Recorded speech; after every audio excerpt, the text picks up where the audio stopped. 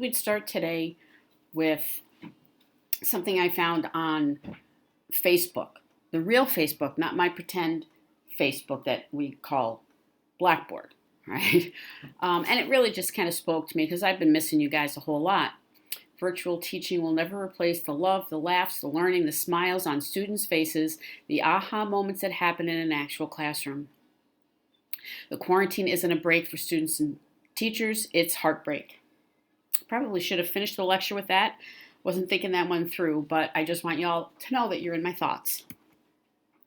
All right, so back to work.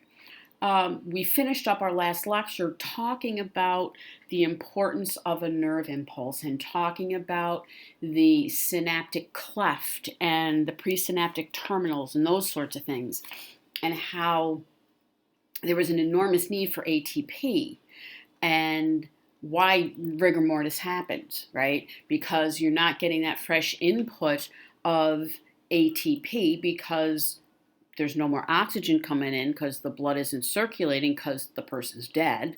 So eventually, the oxygen that's stored in the myoglobin, the ATP that's been stored, is going to run out. But all of this brings us back to the importance of a nerve impulse.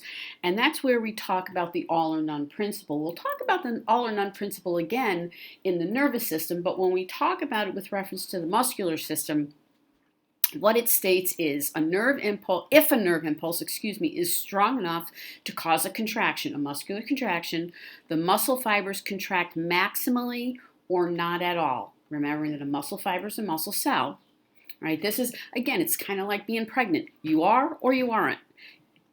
If the nerve impulse is going to start a contraction, it's going to contract maximally. Now you might be thinking, but wait a minute.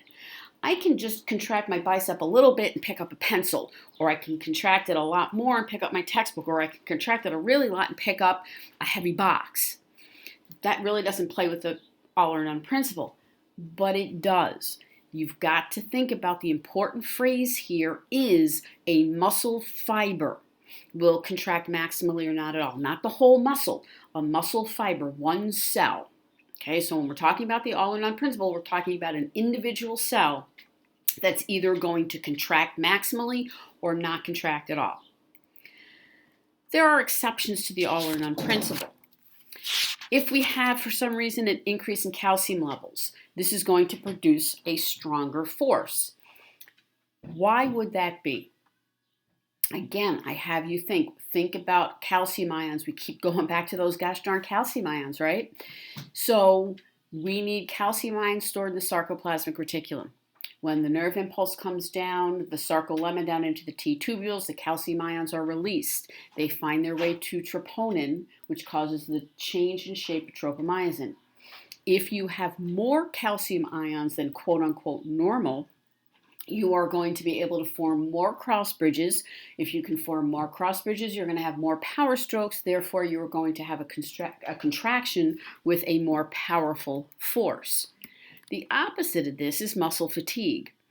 This can happen because of low calcium levels. Again, just the opposite. If you don't have a lot of calcium ions that are going to be released, you're not going to be able to form as many cross bridges. You're not going to be able to have as many power strokes. Another option is low food or oxygen. Oftentimes when you're at the gym, I can remember years ago, and be quiet, yes, it was years ago, I would be on a machine and let's say you're doing bicep curls, right? And the trainer would say, okay, work that muscle to fatigue.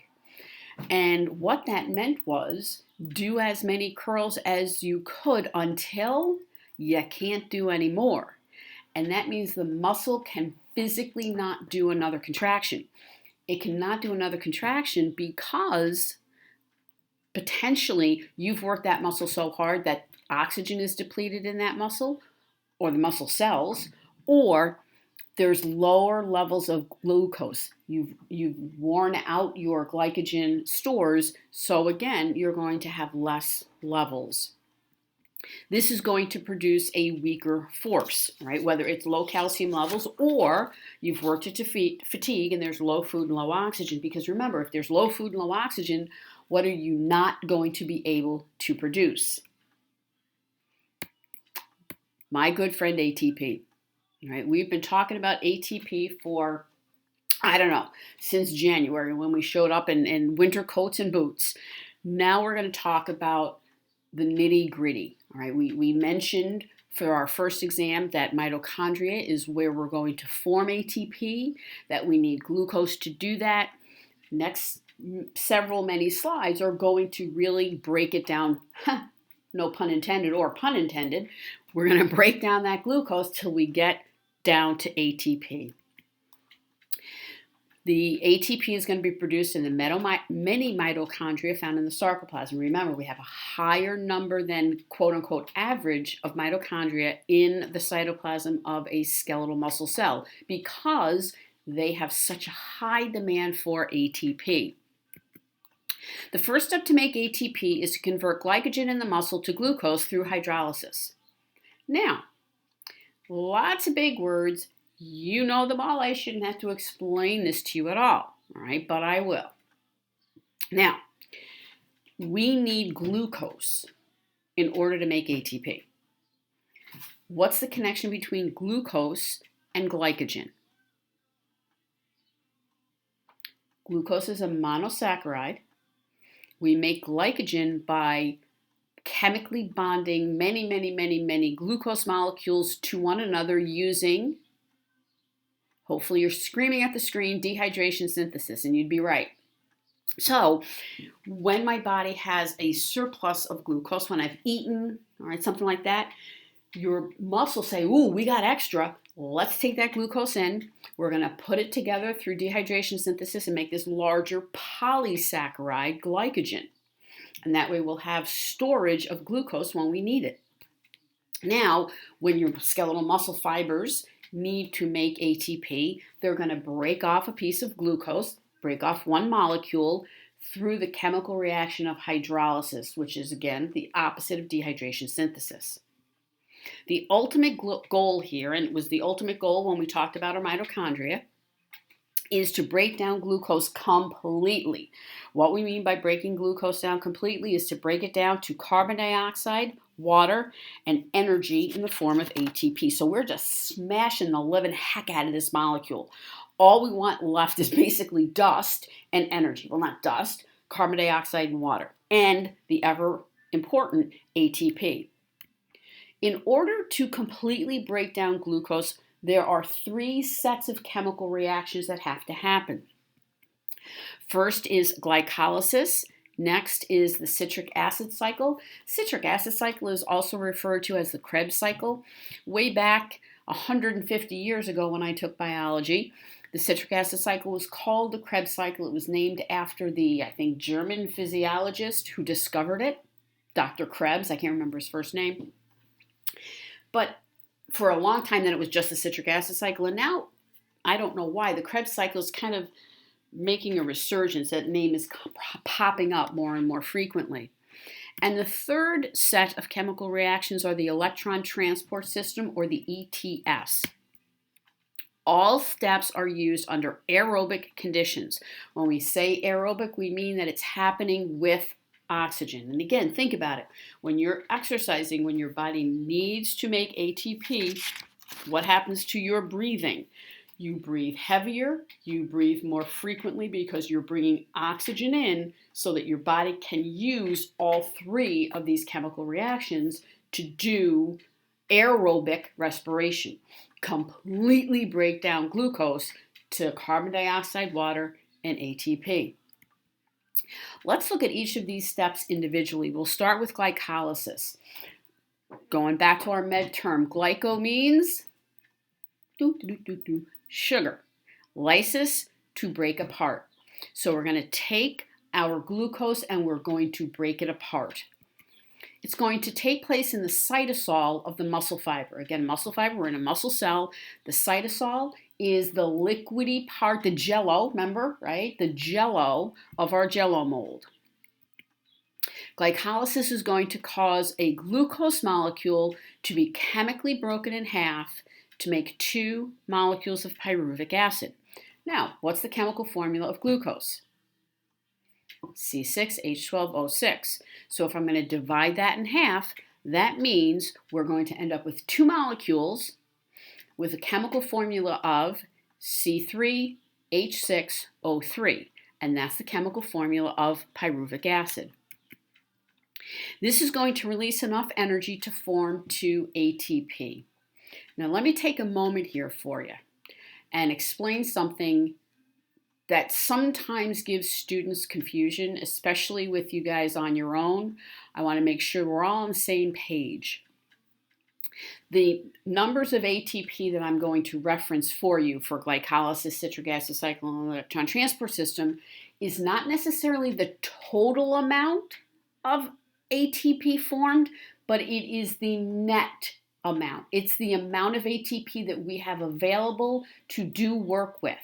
It's the amount of ATP that we have to save for a muscular contraction.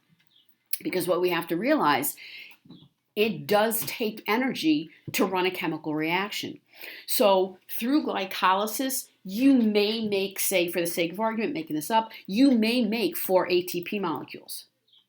However, we have to use 2 of those ATP molecules to run the chemical reaction. So what we have left over, the net ATP, what we have to put in our savings account, is 2 ATP. Okay? So when you go off into Google land, and I caution you to be careful of doing that, be advised, we're going to use our numbers, the numbers that we've got in our lecture, when we're referencing how many ATP molecules are going to be available for savings. All right, so at this point, we're in a fork in the road. What happens next depends on oxygen availability. If there's oxygen available, plentiful oxygen available, we're going to go down one road. If there's not, we're going to go down another road. What we're going to start is following the oxygen, because again, the only way we're going to be able to completely and fully break down our glucose molecule, in addition to glycolysis, is by using the Krebs cycle and the electron transport system. The only way we get to use those is by having oxygen available, by using aerobic respiration. So, citric acid cycle or the Krebs cycle, oxygen is required. I wish I could have flashing neon lights having that spin around for you, because this is the fork in the road. If you go back to our glycolysis slide, it didn't say one word about oxygen, because glycolysis happens, just like my diffusion happens t-shirt. Right, this is the next in my line of biological t-shirts I'm going to manufacture and make $1 million with. I got all excited about my money. Glycolysis happens. Glycolysis happens with oxygen. Glycolysis happens without oxygen. It doesn't matter. Glycolysis happens always. Citric acid cycle, electron transport system, not so much. In order for the citric acid cycle to happen, and by extension, the electron transport system to happen, oxygen must be present. If oxygen isn't present, we're not going down this path. That's what we meant by the fork in the road. This set of chemical reactions, and it is a set, it's a very complex set of chemical reactions, is going to take place inside of the mitochondria. All right, so the glycolysis happened outside of the mitochondria, but inside of the cell, in the cytosol, right, in the jello of our cell. The Krebs cycle happens inside of mitochondria, in the spaces between the folds, in the matrix between the folds. All right, and the folds are those cristae. So this is where we'll pick up talking about our citric acid cycle